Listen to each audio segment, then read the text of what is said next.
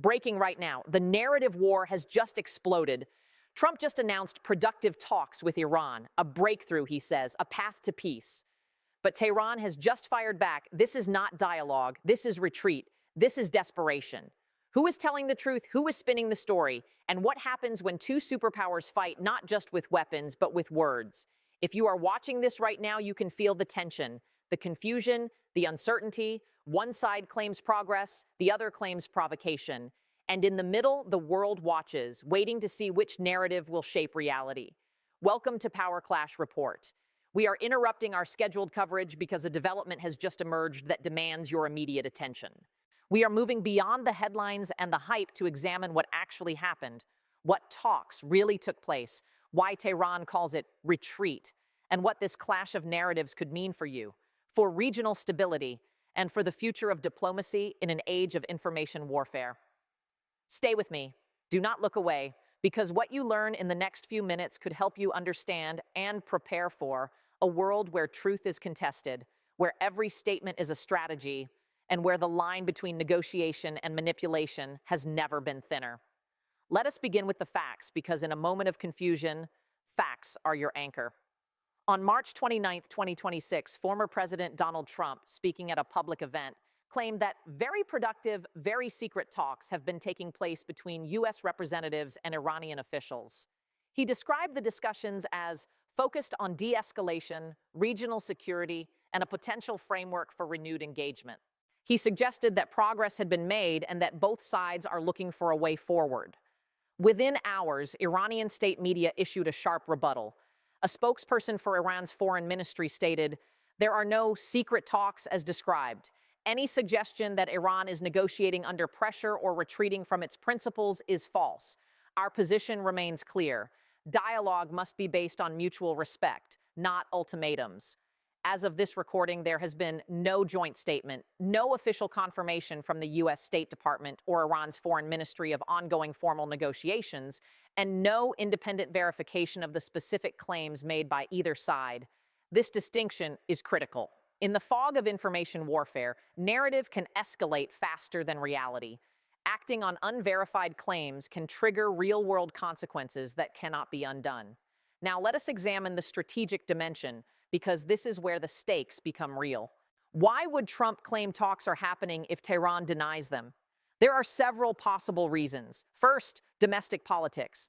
Announcing diplomatic progress can boost approval ratings, signal strength to allies, and pressure opponents. Second, strategic signaling. Claiming talks can create ambiguity, keep adversaries guessing, and preserve flexibility for future moves. Third, narrative control. By framing the story first, one side can shape public perception before the other side responds. But why would Tehran reject the framing so forcefully? Again, several reasons. First principle, Iranian leadership may calculate that accepting the talks narrative without clear concessions would be perceived as weakness. Second, leverage. Denying talks maintains pressure on the U.S. to offer more tangible incentives. Third, domestic audience. Iranian officials must reassure hardline constituencies that they are not compromising core interests. This is not just a disagreement over words. It is a battle over perception, legitimacy, and momentum. And in modern conflict, perception often shapes reality. Now, let us address the claim that Iran has lost control. This phrase suggests a regime in disarray, reacting impulsively to external pressure. However, authoritarian regimes are often adept at managing crises of this nature. They can control information flows, mobilize security forces, and present a unified public face even amid internal debate. The appearance of losing control can be a strategic performance as much as a reflection of reality. Understanding the difference is essential to avoiding misinterpretation. Let us talk about the human dimension, because this is where the impact becomes personal, immediately.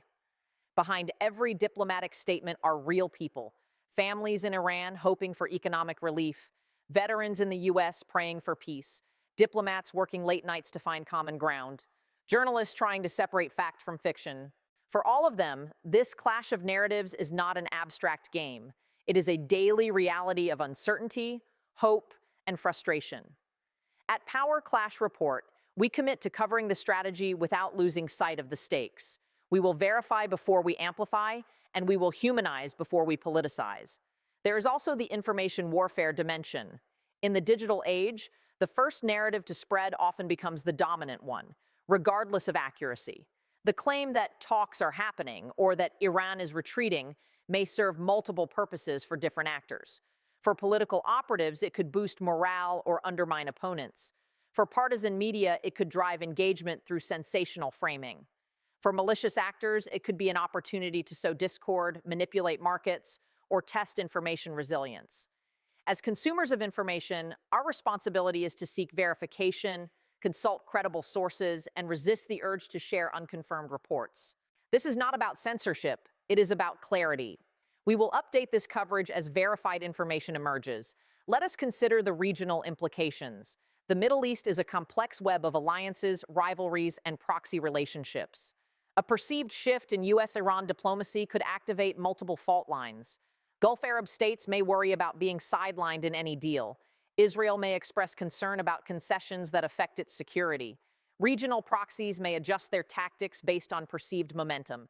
The region is a tinderbox. A single spark of miscommunication can ignite a wildfire.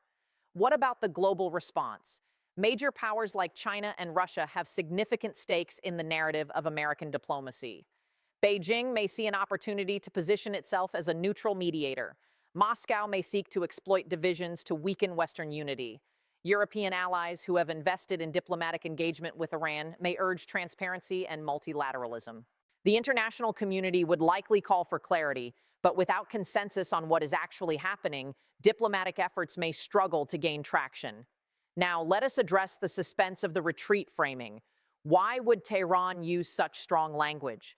The word retreat is deliberately provocative. It suggests not just disagreement, but accusation, that the U.S. is backing down, that its position is weakening, that its credibility is eroding. This is psychological warfare through vocabulary.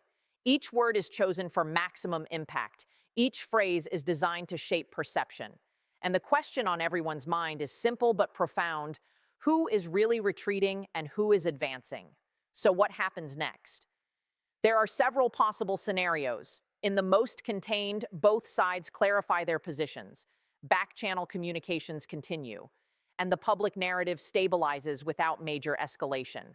In a more escalatory scenario, the clash of narratives hardens positions, reduces diplomatic flexibility, and increases the risk of miscalculation. In a diplomatic scenario, third-party mediators help bridge the gap between public statements and private negotiations, creating space for genuine progress. The outcome depends on intelligence assessments, political calculations, and the fragile mechanisms of crisis communication. What can you do as an informed citizen? First, stay informed through credible sources. Follow official statements from governments, international organizations, and reputable news agencies. Be skeptical of viral claims that lack verification. Second, understand the broader context. This is not an isolated event. It is part of a complex, multi-layered conflict with deep historical roots and global ramifications. Third, engage constructively. Share verified information. Support diplomatic efforts for peaceful resolution. Advocate for policies that prioritize transparency and civilian protection. At Power Clash Report, we believe that knowledge is power. Understanding geopolitical events helps us make better decisions, protect our families, and contribute to a more stable world. Before we conclude, let us recap the key points. Trump has claimed that productive talks are occurring with Iran. Tehran has rejected this framing, calling it a misrepresentation and a sign of American retreat. No independent verification of formal negotiations exists at this time. The clash of narratives reflects deeper strategic calculations about perception, legitimacy, and leverage. The human stakes are real, affecting families, diplomats, and communities on all sides. The path forward depends on verification, clarity, and responsible communication from all parties. The choice before the world's leaders is stark. They can allow narrative warfare to drive policy, risking escalation through misperception. Or they can rely on transparency, verification, and strategic patience to manage crises without surrendering to confusion. History will judge this moment not by the statements issued, but by the wisdom with which they are crafted. As citizens of an interconnected world, we have both the right and the responsibility to demand clarity over chaos, evidence over emotion, and truth over virality. If this analysis provided value, please like this video, subscribe to Power Clash Report, and share it with someone who needs to understand these developments. Turn on notifications so you do not miss our updates as this story evolves. In the description below, you will find links to official sources, fact-checking resources, and further reading on this developing situation. We are committed to bringing you signal in a world of noise. Thank you for watching. Stay informed, stay safe, and remember, in a world of increasing uncertainty, clarity is the most valuable asset we have.